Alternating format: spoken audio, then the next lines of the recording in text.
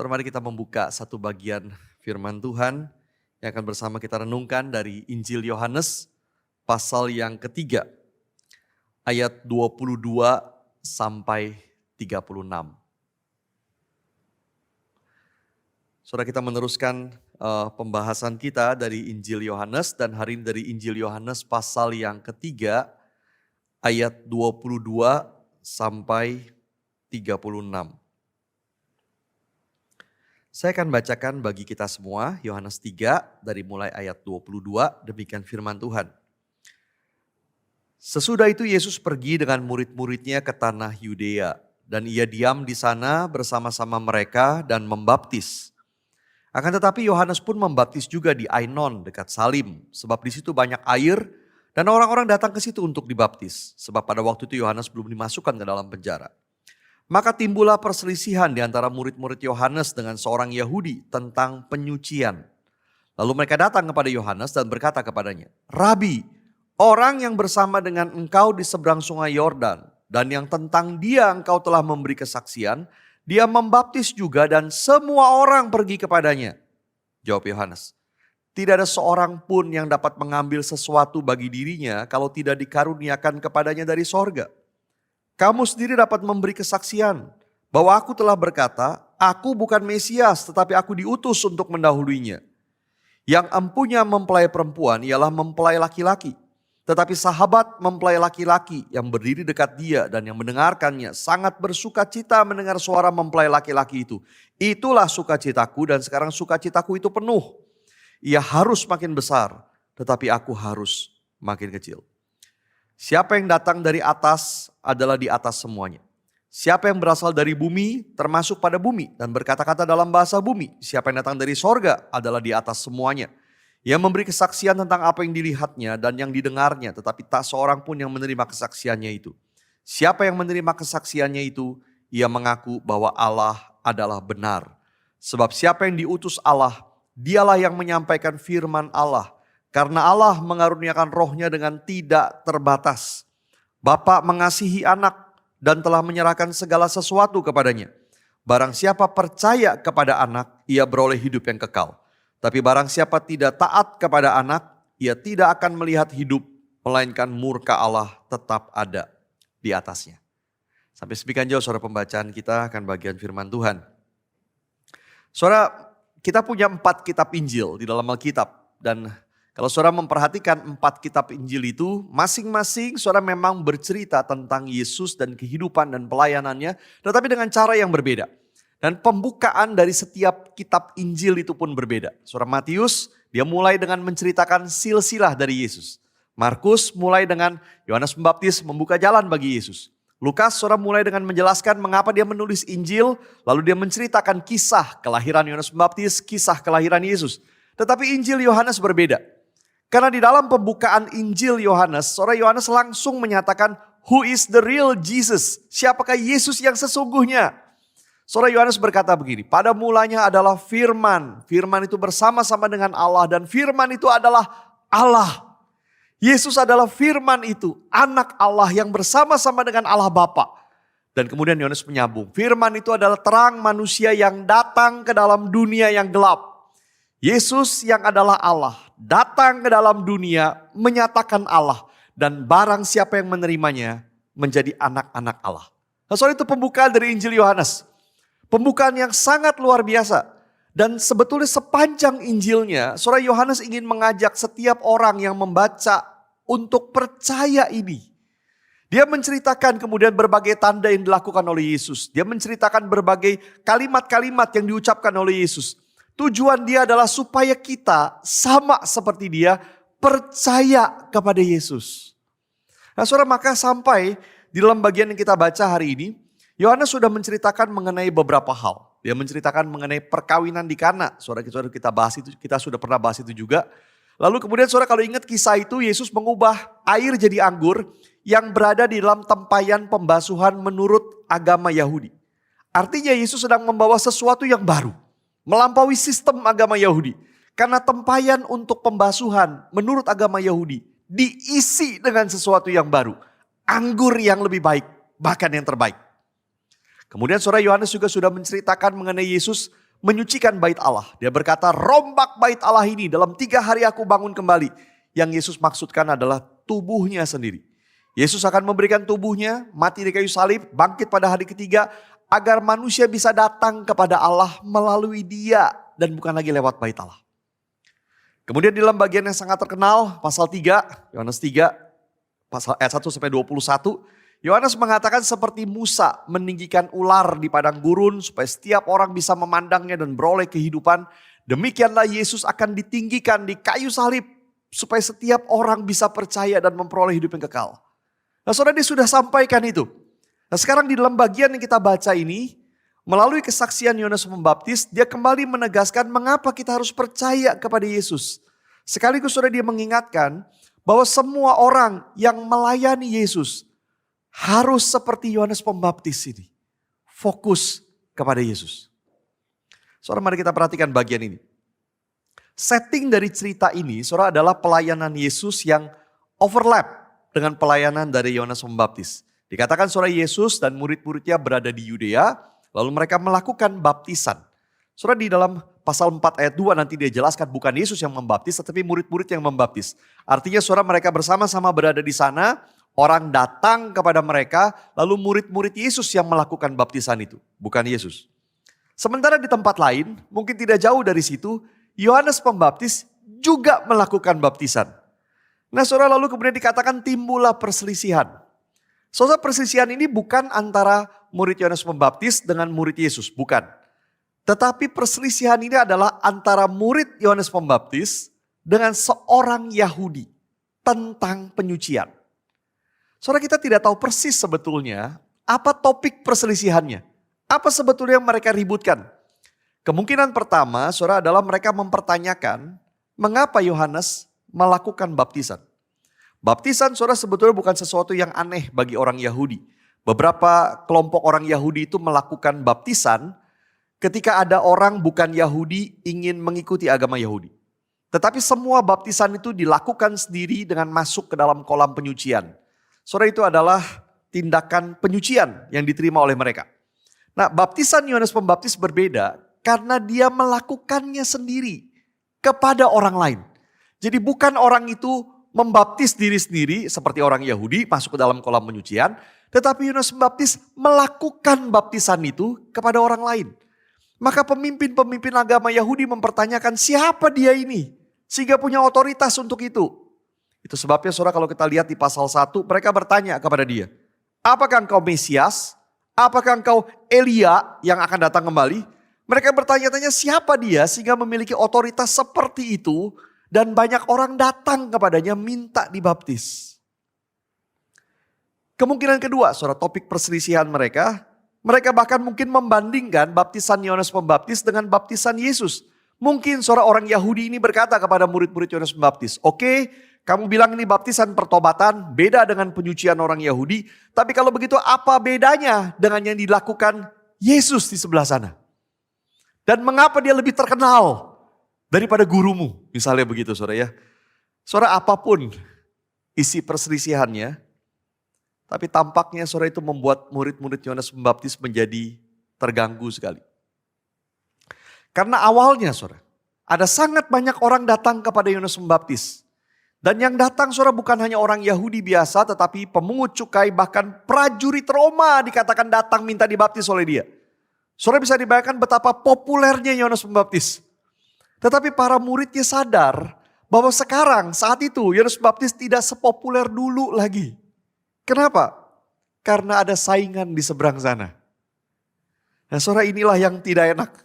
Saudara, mereka ingat Yohanes Pembaptis pernah bersaksi tentang Yesus. Dia pernah berkata ini anak domba Allah yang menghapus dosa dunia. Dia pernah memuji-muji Yesus di depan orang banyak.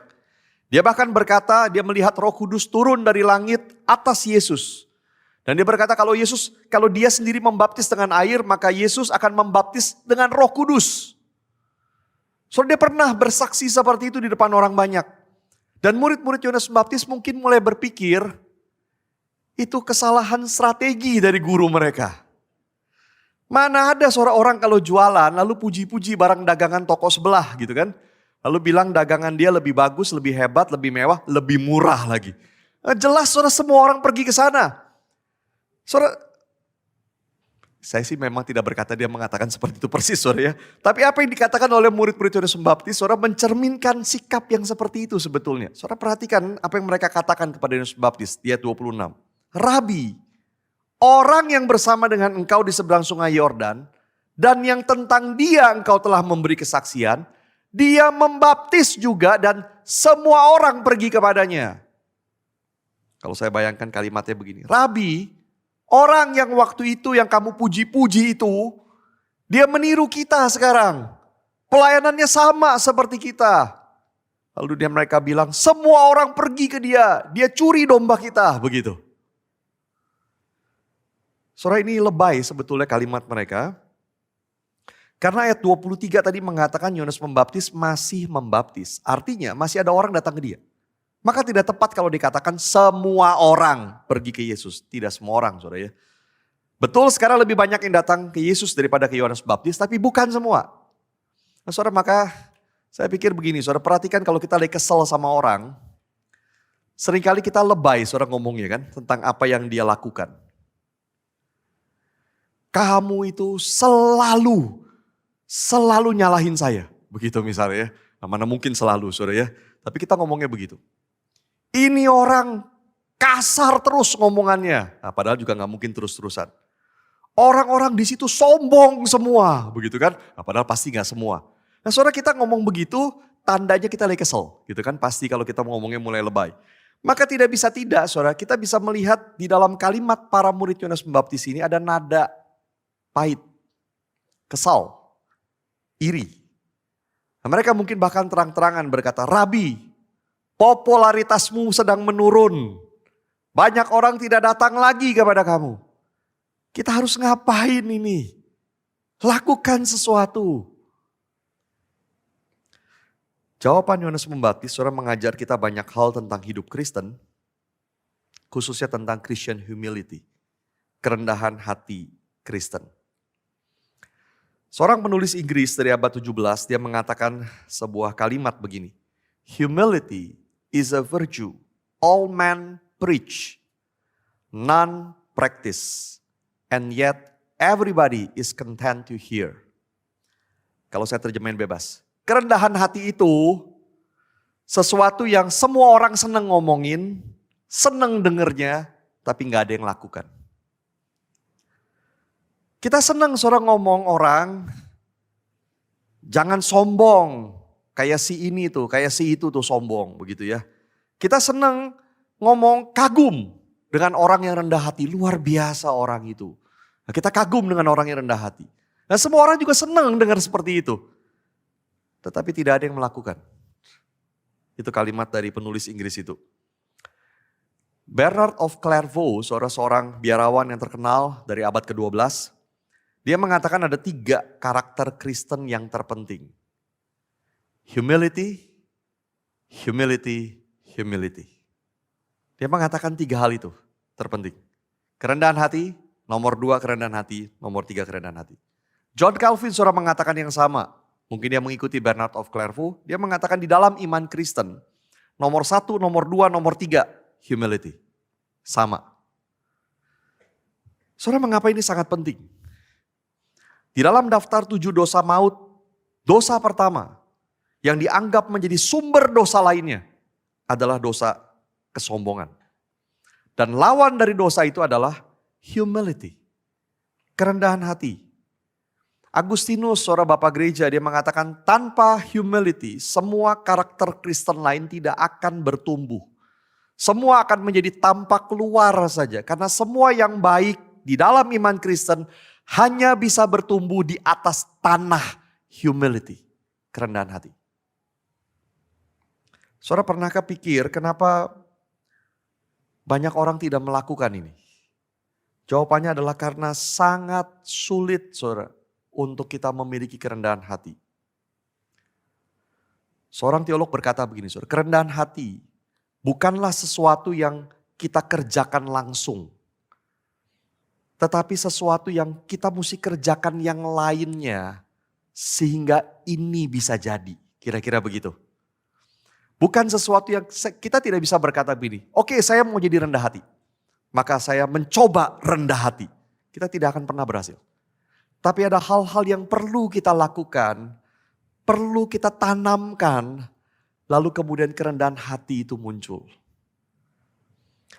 James Boyce, saudara, maka di dalam tafsirnya mengatakan begini, perhatikan jawaban Yohanes Pembaptis. Dan kita akan mengerti apa yang membuat dia menjadi rendah hati. Dia tidak bicara soal langkah-langkah menjadi rendah hati. Tapi hati seperti apa yang membuat dia menjadi rendah hati. Mari kita lihat saudara jawaban Yohanes Pembaptis. Yang pertama, dia sadar akan kedaulatan Allah. Ayat 27, dia berkata begini. Tidak ada seorang pun yang dapat mengambil sesuatu bagi dirinya kalau tidak dikaruniakan kepadanya dari sorga. Oh saudara, kalimat ini luar biasa sekali. Dia seakan berkata gini, kalau dia bisa melayani sampai sejauh itu adalah karunia dari sorga. Kalau Yesus atau siapapun melayani dan menarik banyak orang, bahkan semua orang datang kepadanya, itu karunia dari sorga. Allah yang memberikan dan mengizinkan itu. Karena tidak ada yang bisa mengambil sesuatu bagi dirinya kalau bukan Tuhan yang karuniakan. Saudara, saya pikir betapa bedanya hidup kita kalau kita memiliki mindset seperti ini. Ini bukan alasan untuk kita kemudian menjadi orang yang malas, tidak mau lagi bertumbuh, tidak mau lagi berusaha yang terbaik. Karena kita berpikir, toh Tuhan akan berikan. Kalau saya usaha tapi Tuhan gak kasih, juga saya pasti gak akan dapat. Maka mari kita malas-malesan. Saudara, bukan itu.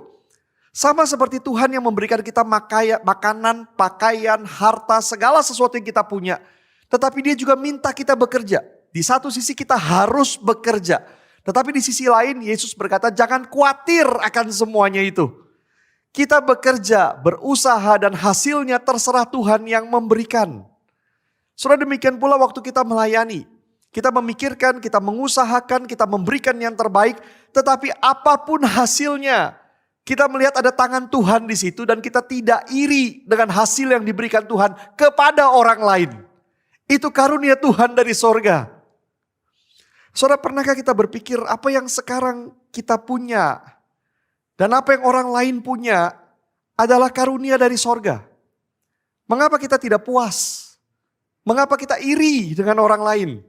Saudara, sekali lagi ini bukan alasan untuk kita malas. Mungkin kita perlu, di dalam beberapa hal kita perlu belajar lebih banyak, kita perlu pakai waktu lebih baik, kita perlu lebih rajin. Mungkin ada yang salah di dalam cara kita bekerja, kita perlu perbaiki. Tetapi setelah kita usahakan semuanya dan kita melihat hasilnya tidak sebaik orang lain, bisakah dengan sukacita kita berkata, apapun hasilnya, ini yang Tuhan percayakan kepadaku, karunia Tuhan dari sorga.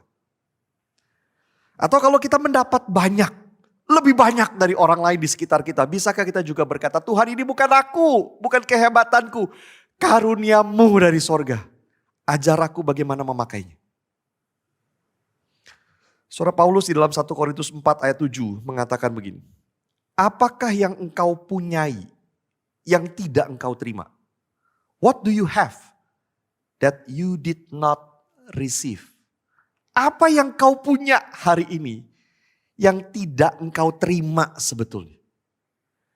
Lalu dia sambung.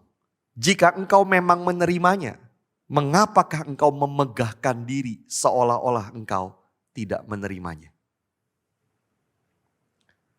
Saudara, kita perlu belajar ini yang pertama. Sadar kedaulatan Allah. Allah yang memberikan karunia dari sorga. Yang kedua, Yohanes Pembaptis sadar siapa dirinya. Ayat 28, saudara, dia berkata, kamu sendiri dapat memberi kesaksian bahwa aku telah berkata, aku bukan Mesias, tetapi diutus untuk mendahuluinya. Yohanes Pembaptis tahu persis siapa dirinya, apa panggilannya. Dia sungguh-sungguh ketika dia berkata, aku bukan Mesias, aku mempersiapkan jalan untuk Mesias, membuka tali kasutnya pun aku tidak layak. Dia berkata begini, kamu bisa memberi kesaksian, aku pernah ngomong seperti itu dan aku sungguh-sungguh. Saudara, Pendeta Rahmiati, salah satu dosen di STT Saat, dia sangat sering saudara mengulang sebuah kalimat yang para mahasiswa Saat biasa sangat ingat sekali karena sering sekali saudara dia mengulang kalimat ini. Dia ngomong begini, kenal Tuhan, kenal diri, tahu diri. Kenal Tuhan, kenal diri, tahu diri. Ketika kita kenal siapa Tuhan, kita kenal siapa diri kita, itu akan membuat kita tahu diri. Saudara, pertanyaannya apakah kita kenal Tuhan? Dan siapa diri kita? Sehingga kita tahu diri. Seringkali saudara kita ingin lebih kaya, lebih berhasil, lebih berkarunia, lebih dihormati. Dan kita lupa siapa kita. Tuhan punya panggilan untuk kita dan Dia akan berikan segala yang kita butuhkan untuk menjalani panggilan itu. Tapi seringkali kita ingin lebih dan jujur keinginan kita untuk lebih bukan untuk Tuhan tetapi untuk diri kita sendiri. Saudara, saya kira setiap kita punya godaan seperti ini. Saya juga. Kadang-kadang saudara di dalam kelemahan saya juga berpikir saya ingin seperti orang itu misalnya. Saya melihat dunia akademis misalnya. Ada orang-orang yang bagi saya wow sekali. Saya melihat dunia pelayanan ada orang-orang yang juga wow. Atau kadang-kadang saya melihat saya ingin sekali bisa seperti orang itu. Bisa melakukan ini dan itu. Sampai kadang-kadang saudara saya harus mengingatkan diri saya untuk apa saya menginginkan ini dan itu. Untuk Tuhan atau untuk saya? Apa yang Tuhan berikan kepada saya? Di mana Tuhan menempatkan saya untuk berfungsi saat ini? Mengapa tidak tahu diri?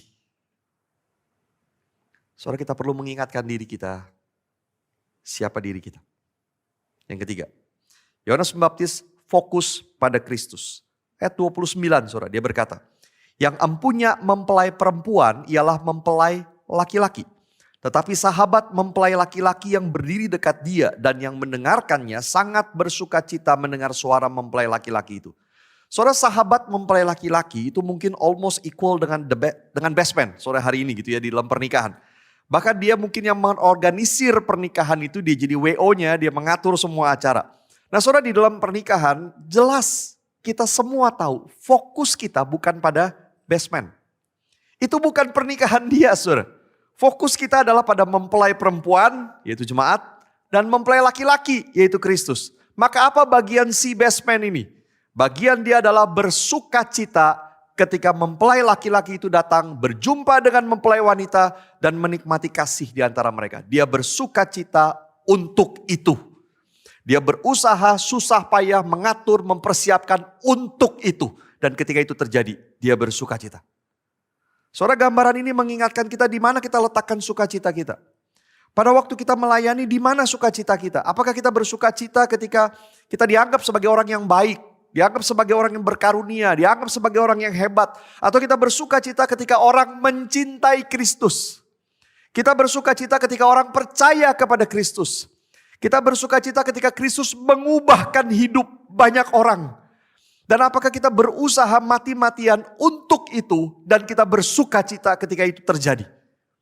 Saudara, punyakah sukacita seperti itu? Pada waktu kita beribadah saudara dan melayani di gereja ini, apa yang membuat kita bangga akan gereja kita? Jemaatnya banyak orang top misalnya di sini, keuangannya baik misalnya, atau apa saudara? Apakah sukacita kita saudara adalah ada banyak orang di gereja ini yang mengasihi Kristus dan bertambah banyak orang yang percaya kepada Kristus. Dan Kristus mengubahkan banyak orang di gereja ini. Apakah itu sukacita kita? Yang keempat, saudara. Yohanes Pembaptis tahu apapun yang terjadi di dunia, ujungnya adalah kemuliaan untuk Kristus dan semua lutut bertelut di hadapannya.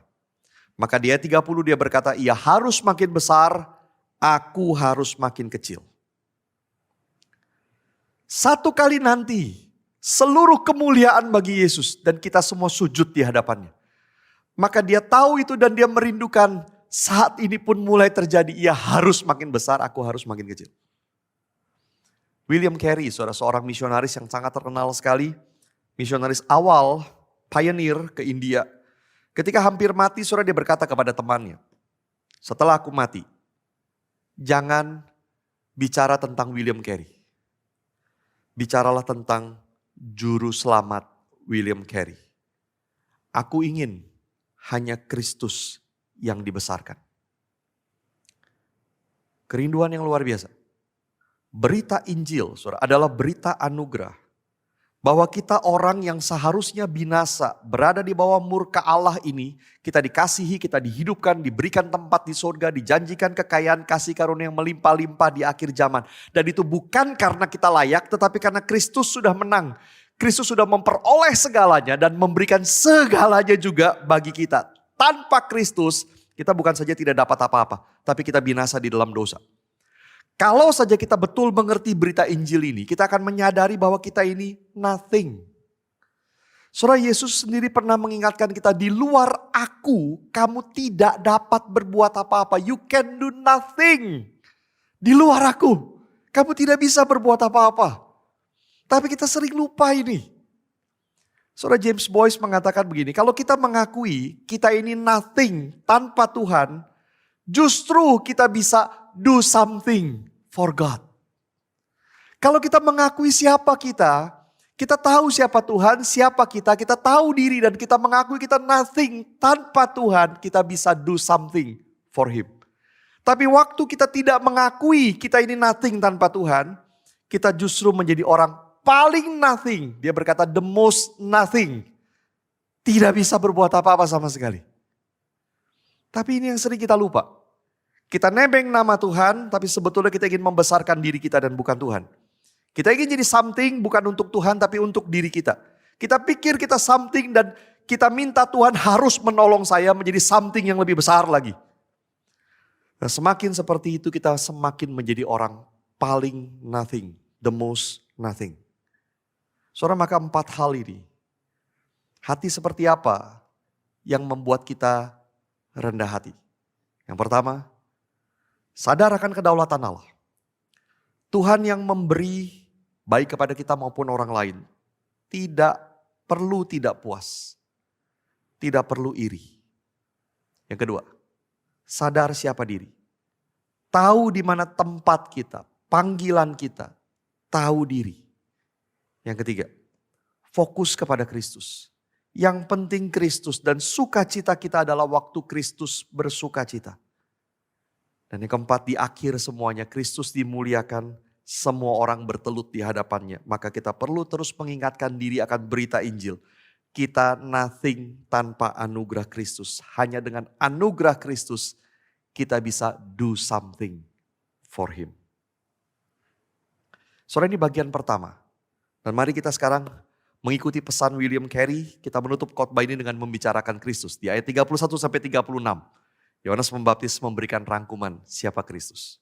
Yang pertama, saudara, dia berkata, apa yang dikatakan tentang Yesus, apa yang dikatakan oleh Yesus tentang Allah adalah benar. Yesus datang dari surga. Dia punya first hand information tentang Allah dan tentang surga. Saudara, perhatikan setiap agama dan kepercayaan, termasuk orang ateis yang berkata tidak percaya Tuhan. Mereka punya teori tentang seperti apa the world beyond us, dunia yang di luar jangkauan kita. Dan seperti apa the life after death, hidup setelah kematian. Seperti apa itu? Tetapi saudara, dari mana semua teori yang bermunculan itu? Ada yang mengklaim mendapatkannya dari mimpi, atau dari sosok supranatural yang bicara kepada dia, atau mungkin hanya sekedar dari logika yang ada di pikiran manusia bahwa dengan logika begini seperti inilah the world beyond us, the life after death seperti ini. Tetapi saudara, bagaimana kita bisa percaya semua itu? Yohanes Pembaptis ingin mengatakan begini, kalau kamu ingin dengar kesaksian tentang surga, tentang dunia setelah kematian, tentang apa yang ada di luar sana, tentang siapa Allah, kalau kamu ingin dengar kesaksian tentang itu, dengarlah kesaksian dari yang paling bisa dipercaya, yaitu yang datang dari sorga. Dia yang melihat semuanya, dia mendengar semuanya, dan dia memberi kesaksian tentang semuanya itu. Satu-satunya saksi yang paling bisa kamu percaya tentang siapa Allah adalah Yesus Kristus. Yang kedua, Yohanes Pembaptis berkata Yesus diutus oleh Allah dan diberi kuasa untuk menyatakan siapa Allah. Saudara, Yohanes Pembaptis berkata Allah mengaruniakan rohnya dengan tidak terbatas kepada Yesus. Dan Allah menyerahkan segala sesuatu kepadanya. Maka kita melihat saudara di dalam pelayanan Yesus bagaimana kuasa itu bekerja. Maka saudara, satu fakta yang sangat menarik begini. Hari ini banyak orang meragukan apakah Yesus adalah Tuhan. Karena kita tidak percaya dengan apa yang dikatakan di dalam Alkitab. Kita meragukan apakah Yesus adalah Tuhan. Sementara kita tidak mengingkari bahwa Yesus adalah manusia. Saudara, orang-orang yang meragukan Yesus adalah Tuhan, mereka tidak mengingkari dia adalah manusia. Karena faktanya sangat jelas bahwa pernah ada manusia bernama Yesus yang pernah hidup dan memiliki murid-murid yang kemudian memberitakan tentang dia. Tetapi banyak orang meragukan apakah dia adalah Allah. Karena mereka tidak percaya kalimat di dalam Alkitab. Tetapi di zaman dulu, saudara, ketika masih sangat banyak saksi mata tentang Yesus. Yang pernah melihat dia secara langsung, yang pernah mendengar pengajarannya atau pernah bertemu dengan murid-muridnya. Waktu itu saudara justru banyak orang yang meragukan apakah dia manusia. Karena dari apa yang mereka lihat, apa yang mereka dengar, apa yang mereka saksikan, mereka yakin dia adalah Allah. Tapi mereka ragu apakah dia juga adalah manusia. Karena terlalu jelas saudara kuasa Allah bekerja di dalam diri Yesus. Saudara, jikalau waktu itu orang-orang yang lebih dekat dengan saksi mata, orang-orang yang melihat dan mendengar dia, melihat roh Allah yang bekerja tidak terbatas di dalam diri Yesus. Mereka yakin dia adalah Allah. Lalu mengapa kita yang hari ini hidup jauh memang ribuan tahun setelah itu berani menganalisa dan bilang kita ragu dia adalah Allah? Bagian ini saudara ditutup dengan kesimpulan. Barang siapa percaya kepada anak, ia beroleh hidup yang kekal. Tetapi barang siapa tidak taat kepada anak, ia tidak akan melihat hidup, melainkan murka Allah tetap ada atasnya. Inilah Yesus Kristus.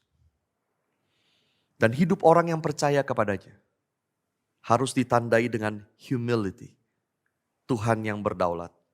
Saya nothing tanpa Tuhan. Reflection question saudara bagi kita. Saudara, mari kita mengambil waktu teduh dan kita merenungkan 4 sikap hati ini untuk menjadi rendah hati. Dan doakan. Doakan agar ini menjadi bagian kita. Sadar akan kedaulatan Allah. Sadar siapa diri. Fokus pada Kristus. Ia harus makin besar. Aku harus makin kecil. Saudara, renungkan satu persatu 4 sikap hati ini. Minta Tuhan tanamkan ini sedalam-dalamnya di dalam hati kita. Agar kita menjadi rendah hati.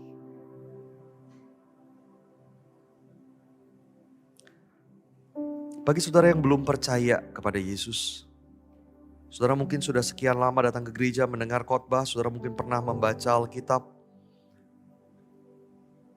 Saya ingin bertanya, maukah saudara buka hati untuk Yesus?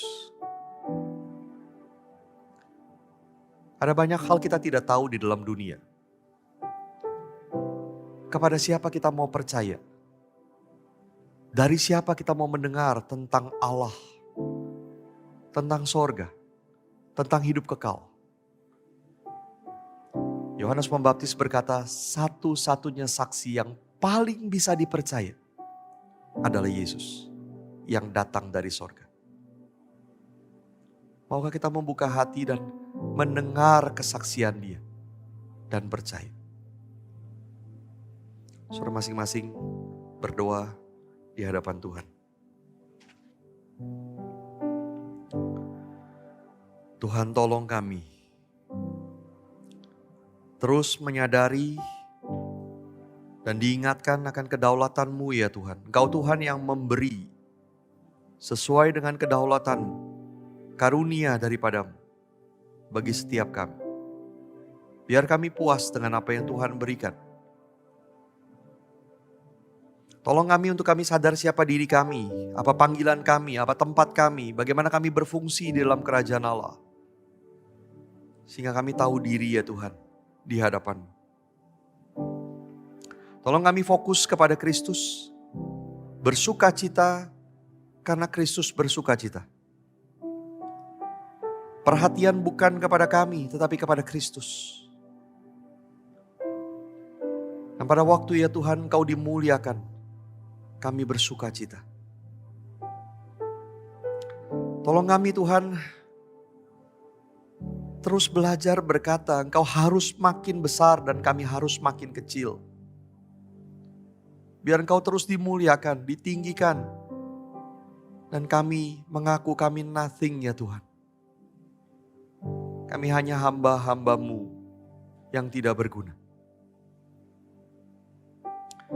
Terima kasih ya Tuhan untuk apa yang boleh kami renungkan bersama. Tuhan terus topang kami, kuatkan kami di dalam kami berjalan mengikut-Mu. Di dalam nama Tuhan Yesus kami berdoa. Amin.